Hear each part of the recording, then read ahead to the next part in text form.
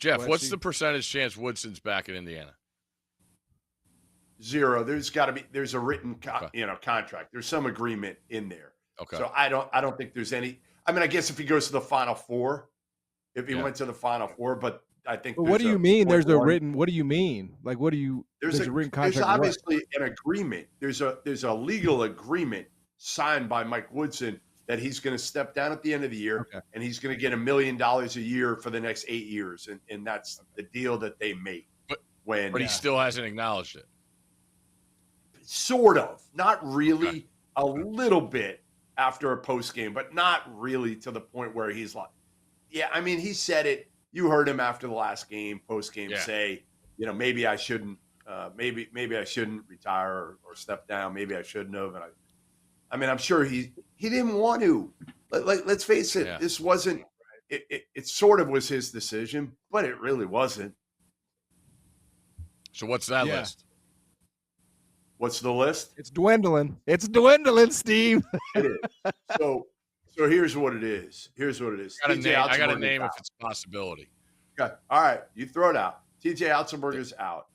I don't think they want Mick Cronin. I don't think they want Buzz Williams.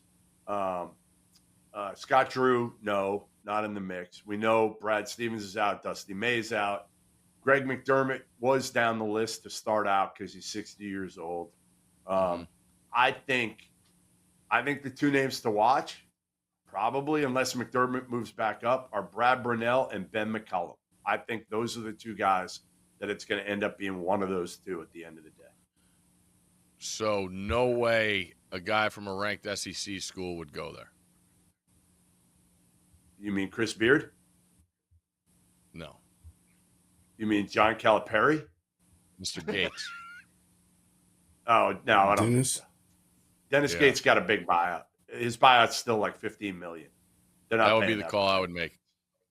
Yeah, they're not paying that for Dennis Gates. I like that one.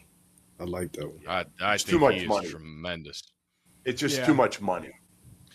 So what, they're not going to pay that. So Missouri did that on purpose, and the other schools don't have it?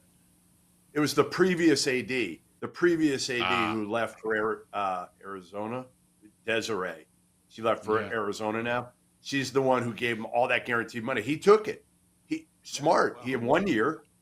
He had 1 year, and he got guaranteed like $25 million at that time. So good for him. He said, I'm not moving anyway. I'm going to take all this guaranteed money. And now that's the crazy part of TJ. TJ had a deal a year ago, like $15 million in guaranteed money, and they renegotiated. And he's so close with his AD. They're so tight that his AD almost felt bad. And his AD with Jamie Pollard was like, I'm going to give you all the guaranteed money still, but the buyout's going to be $4 million. $4 million. That's it. So he could move if he wants to, but he loves it there. Loves it. Man, when you said Brunell, I'm like, obviously I was just like glazing him 30 minutes ago. But that's that's Clemson, right? That's Clemson basketball. It's different. I feel like if he ended up being the hire at Indiana, there would be like a revolt. They would protest that on campus. I mean, who else would you guys – Jarrell, you got a name? Anybody else that you guys can think of? I really – Richard?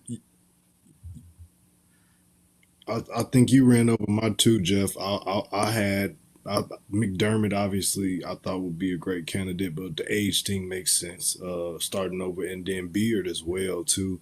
I'm not sure what his situation is, but the optics may not happen. Just what's the PR. What's the big problem about being 60? What's the big deal about 60 years old? Who cares? If he's got the energy. I agree with you. I agree with you. I do. I would hire him because in today's day and age, you're not hiring somebody for 10 years, right? You 100%. Just want somebody that's going to give you that Indiana. Give me 3 good years, and then I'll find the next stability. Right. Give me 3. Let me take it from like Woodson took it up a notch from Archie Miller, what he had done, and now let's be nationally relevant because we really haven't been over the last few years. We've had pockets if we're Indiana, but not any sustainability. Yeah, I think that's that's just not the world we live in anymore. We don't live in the world of lifers in college coaching. I mean, There's no loyalty on either side of that coin. So I wouldn't paralyze myself as an athletic department saying, well, what if we only get 6 years out of him? So what? Like if he what if he wins 28 games a year and wins the Big Ten 4 out of those? I mean, he's definitely the best fit, the best coach of guys that you haven't already dismissed, right? Would he take it? I'm not sure. That you would know more than that on me. I feel like why would you leave your situation at Creighton to do that? Would be where I'm at with it.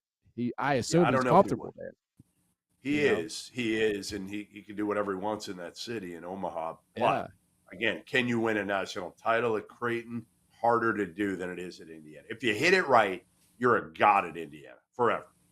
If you hit it right. Take a shot. Take a shot. Who was the last guy? I mean, Mike Davis hit it right. You guys ran him out of town. Yeah, he did. He hit it right for a year. He did. You know, so what does it mean even to hit it right? I think that's part of the reason why. Well, TJ doesn't want it, and he doesn't want it, and he doesn't want it, and he doesn't want it. That's part of the deterrent. Is that what about Penny? What about Penny, Memphis guy? Well, I think he's comfortable too, man. He's figured it out, you know? All right.